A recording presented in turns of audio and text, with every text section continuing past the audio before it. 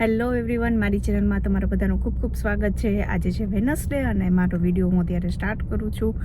વાગ્યા છે આજે 8:30. એકદમ સરસ મજાના રેડી થઈને અમે લોકો બધા નીકળી ગયા છીએ. તો હું અને મીશા જાય છે એની સ્કૂલે. તો એની સ્કૂલે આજે જિંજર બ્રેડ હાઉસનું બધું ઇવેન્ટ ને એવું બધું છે, તો એ બધું બનાવવાનું છે ને કરવાનું છે. તો ત્યાં જઈ રહી છું અને જિજ્ઞાસ અહીંયાથી અમને બેને ડ્રોપ કરીને પછી એની ઓફિસે જશે. તો ચલો મેં વિચાર આજનો વિડીયો સ્ટાર્ટ કરી દો. આઈ રિયલી હોપ તમને લોકોને બધાને આજનો વિડીયો સારો લાગશે. અને મીશા પણ એકદમ સરસ મજાની અહીંયા રેડી થઈ ગઈ છે, રાઈટ મીશુ? યા દેખાડે જ કપડાં કેવા પહેર્યા નહીં. તો આઈ હોપ તમને લોકોને આજનો વિડીયો સારો લાગશે. તો ચલો આજે જેટલું બની શકે એટલું હું તમારા લોકોની હારે શેર પણ કરીશ.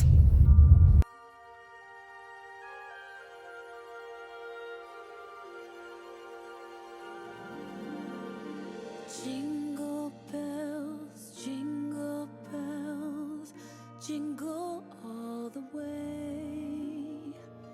Oh, what fun it is to ride in a one-horse open sleigh.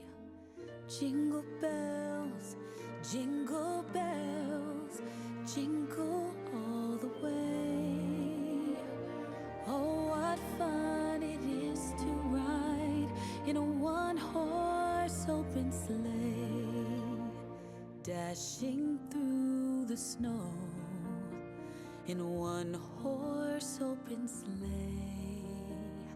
O'er the fields we go, laughing all the way.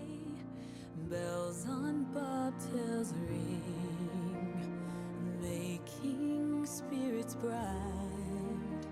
What fun it is to ride and sing a sleighing song tonight. Oh, jingle bells, jingle all the way. Oh, what fun it is to ride in a one-horse open sleigh. Jingle bells, jingle all the way. Oh, what fun it is to ride in a one-horse open sleigh.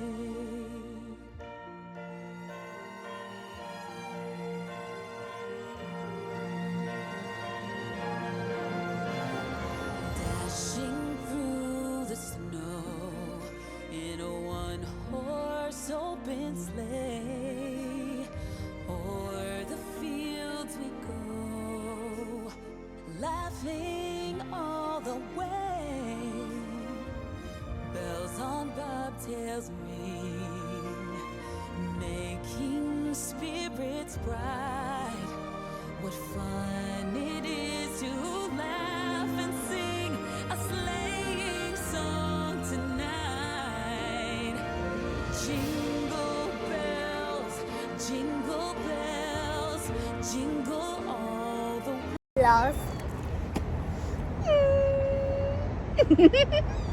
Okay,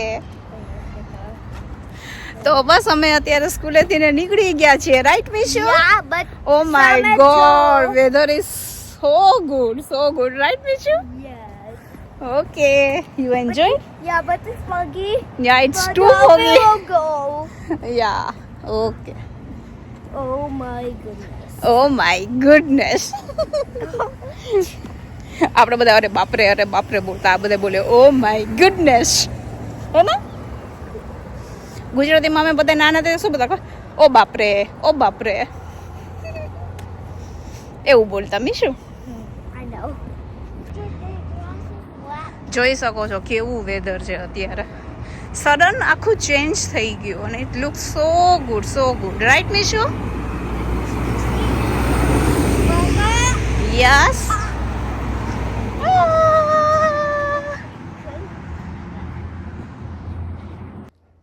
hello, તો આજે next day છે ને અત્યારે મીશાને તેડવા જવાનો time પણ actually થઈ જ ગયો છે, જોઈ શકો છો તમે.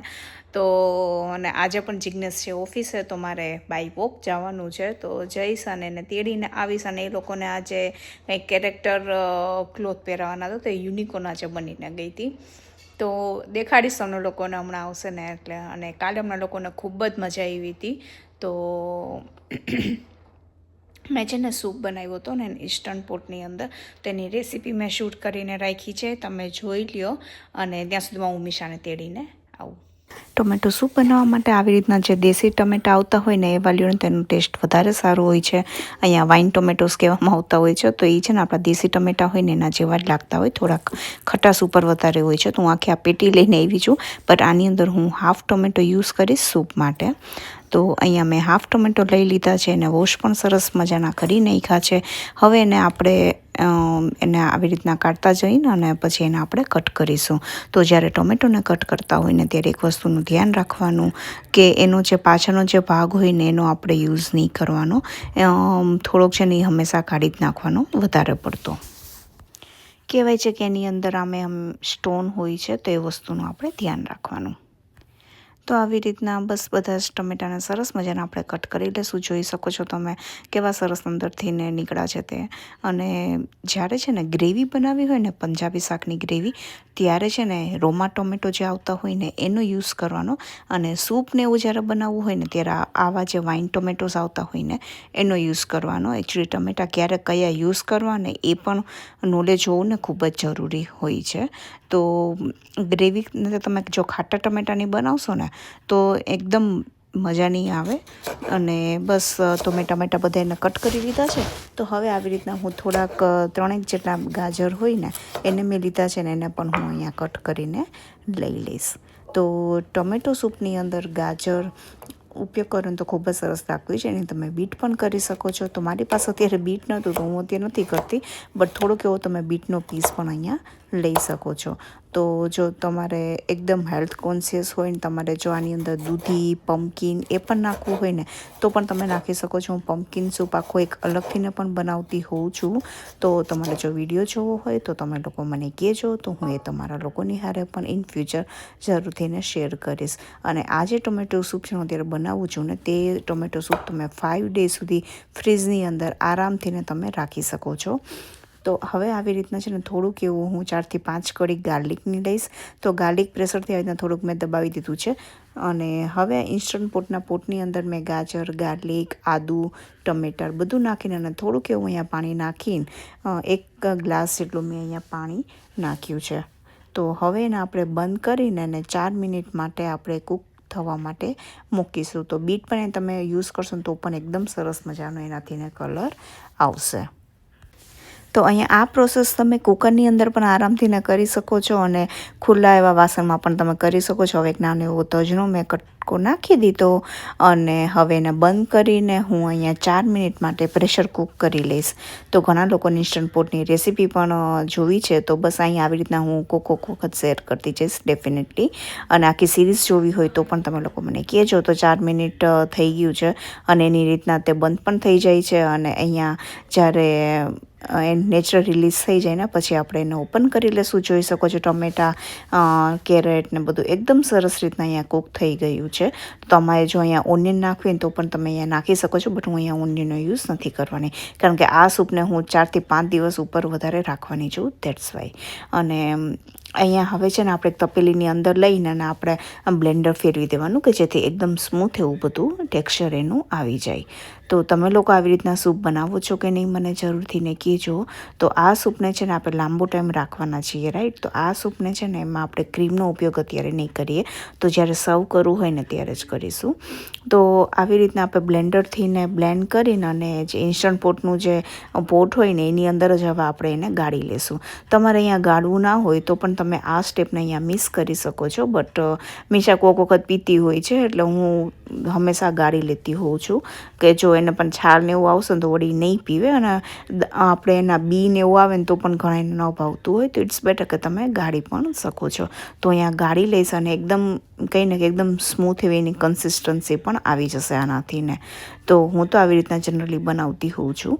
તો આમાં છે ને તમારે કંઈ ફ્રીઝરની અંદર સ્ટોર કરવાની જરૂર નથી. અહીંયા તમે ફ્રીઝની અંદર જ આરામથી એને સ્ટોર કરી શકો છો. તો બસ એકદમ સરસ રીતના તે હવે ગળાઈ ગયું છે. જોઈ શકો છો કે છાલ ને ગાજર ને એવું બધું હોય ને, આપણે ગાર્લિક ને આદુ બધું નાખ્યું હોય તેમ તો ઘણું બધું એનું રેસ્ક્યુ નીકળે. તો હવે છે ને હું પોટને સોતે મોડની અંદર ચાલુ કરી દઈશ. તો હવે એને હું આની અંદર ઉકળવા માટે રાખી દઈશ, કારણ કે એક વખત તે સરસ મજાનું કૂક થઈ ગયું છે. તો હવે આની અંદર બધા આપણે મસાલા કરીશું. અહીંયા સોલ્ટ નાખવાનું તમારા ટેસ્ટ પ્રમાણે અહીંયા તમે નાખી શકો છો. પછી છે હવે આપણે આની અંદર તમારે બીજા કયા કયા મસાલા કરવા છે. ઘણા જ લોકો અલગ અલગ રીતના બનાવતા હોય છે, બટ હું જનરલી સોલ્ટ, સુગર ને એવી રીતના બધું નાખતી હોઉં છું. તમે લોકો શું નાખો છો? હું કાંઈ ભૂલી જતી હોય તો પણ તમે લોકો મને કહી શકો છો. હું થોડુંક આની અંદર ને સૂંઠ પાવડર પણ નાખતી હોઉં છું.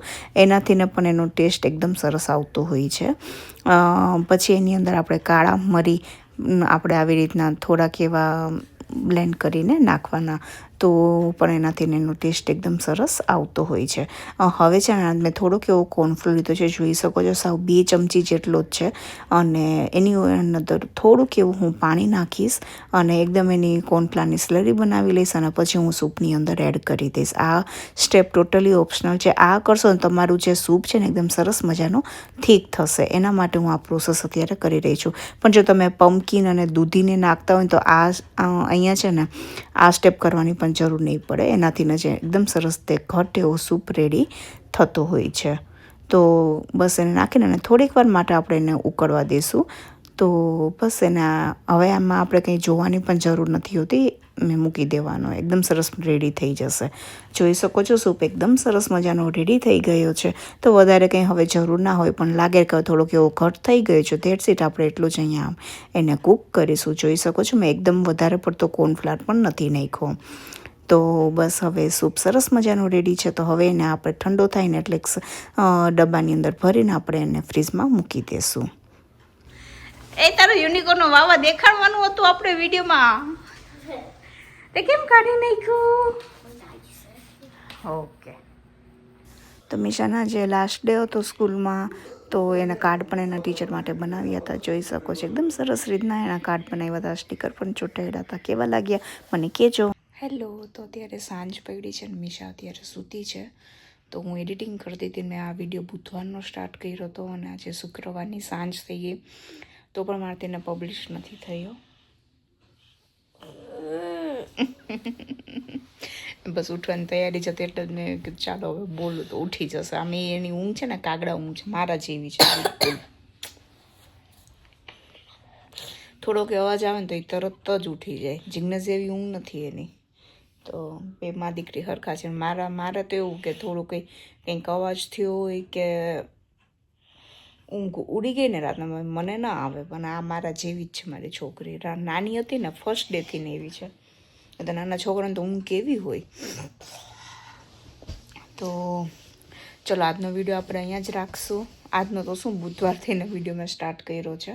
તો ચલો આજનો વિડીયો આપણે અહીંયા રાખી દઈએ. આઈ હોપ તમને લોકોને ખૂબ જ સારો લાગ્યો હશે. રેસીપી કેવી લાગી જરૂરથી ને કહેજો. તો ચલો હું જ આવીશ એક નવા સરસ મજાના વિડીયોની હારે. ત્યાં સુધી bye bye and take care.